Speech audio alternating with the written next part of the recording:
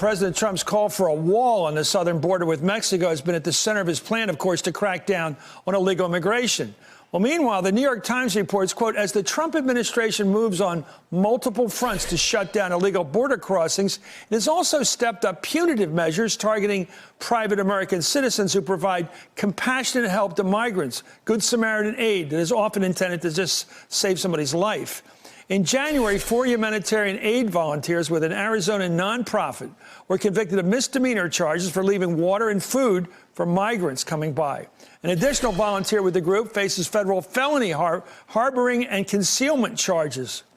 Well, the New York Times highlights the case of Texas County Attorney Teresa Todd, who stopped to help 3 young Central American migrants. The report notes Ms. Todd told the 3 young people to get out of the cold and into her car. She was phoning and texting friends for help when a sheriff's deputy drove up, followed soon by the Border Patrol. She says they asked me to step behind my car, and the supervisor came and started Mirandizing me.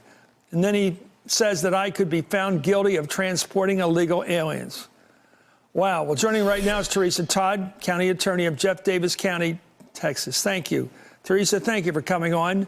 And I think the best thing you could do is, without many questions from you, just tell us your Good Samaritan experience and how it went the way it did. Yes. I was driving home from work one night. I had had a late meeting at the city of Marfa, and I had had a working dinner after that. It was almost 10 o'clock, and I was driving the 20 miles between Marfa and Presidio County and Fort Davis, where I live in Jeff Davis County. And a young man just ran out into the road and flagged me down. He was about the same size he looked about the same age as my younger son.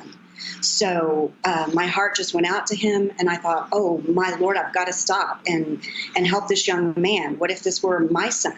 I would want somebody to stop and help him.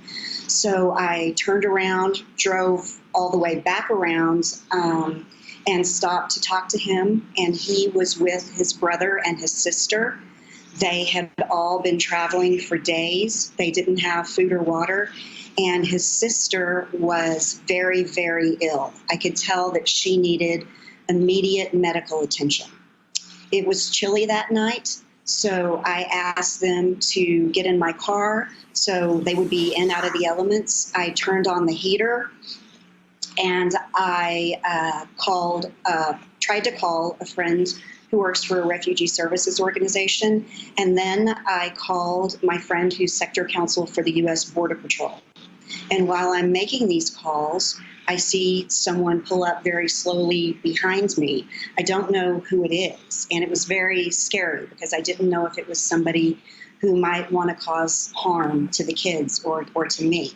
So it ended up, it was a Presidio County Sheriff's deputy.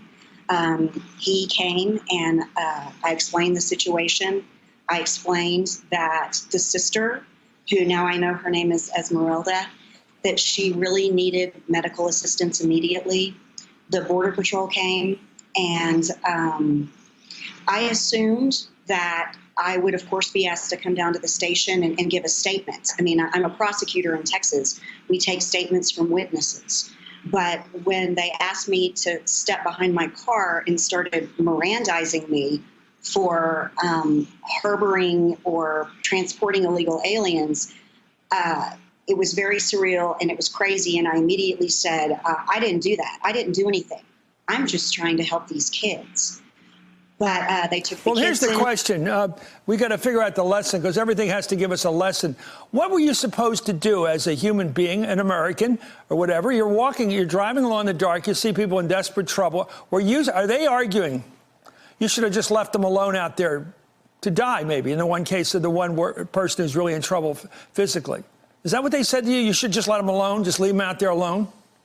No, what they did say after they released me was that it wasn't safe for me traveling alone to have stopped to help anyone on the side of the road. What do you think should be done? Is there an experience there that's useful to, because there's always this battle between humanity and our sovereignty. How do we protect our sovereignty and also respect the humanity of people who are in desperate need for a better life? How do we put the two together? That's, to me, the conundrum. It's a great question, Chris, and I've thought a lot about it. And in Texas law, we have several defenses to prosecution for situations where one person is trying to help another. We have a defense of necessity, we have a defense of third persons, and we have another defense that has to do with people's physical welfare. So I believe that I'm not aware of there being any of these types of defenses under a federal immigration law, but I think there needs to be. I think that's how we preserve our humanity. Okay. Well said. It's so great to have you on. We're so glad we read about your story in the New York Times. Teresa Todd, good luck with the legal proceedings. I got to believe you're going to make it, but you're a good person. I tell you that. I know that. If I was out in the desert, I'd want you to stop. So let's have to look at it that way. Hey there, I'm Chris Hayes from MSNBC. Thanks for watching MSNBC on YouTube. If you want to keep up to date with the videos we're putting out, you can click subscribe just below me or click over on this list to see lots of other great videos.